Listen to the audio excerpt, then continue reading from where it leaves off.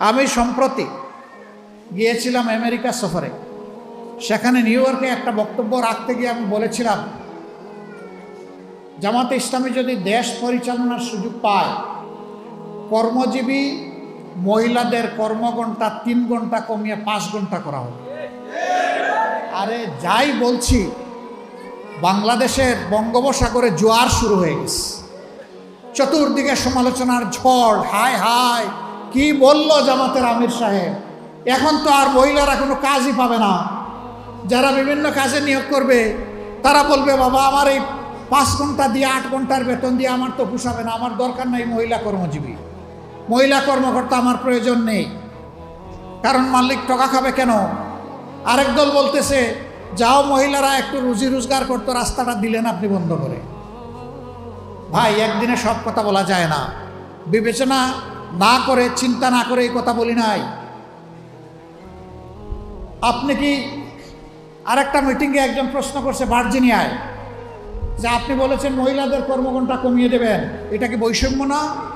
আমরা করব 8 ঘন্টা, তারা করবে 5 ঘন্টা। আমি বললাম, অবশ্যই বৈষম্য। আসেন দেখি আর কোনো বৈষম্য আছে কিনা।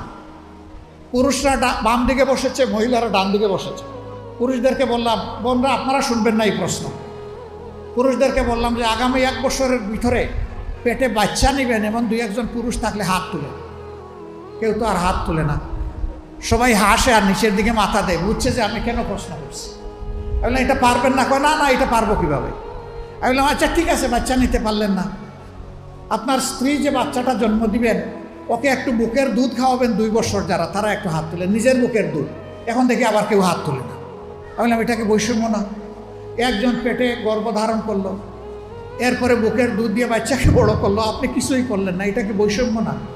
তো সে সব কিছু করবে, আবার প্রফেশনাল লাইফে এসে আপনার মতো 8 ঘন্টা কাজ তাকে করতে হবে, এইটাই বৈষম্য।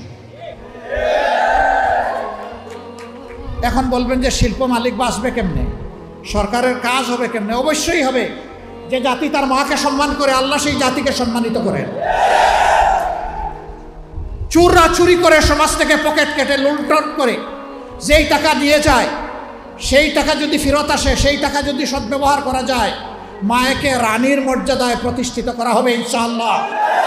কার গায়ে জ্বললো আর কার গায়ে জ্বললো না, এটা দেখার সময় আমাদের নেই। মারা 5 ঘন্টা কাজ করে 8 ঘন্টার বেতন পাবেন ইনশাআল্লাহ। তবে সেই 3 ঘন্টার বেতন শিল্প মালিকদেরকে দিতে হবে না, এটা দিতে বাধ্য থাকবে সরকার।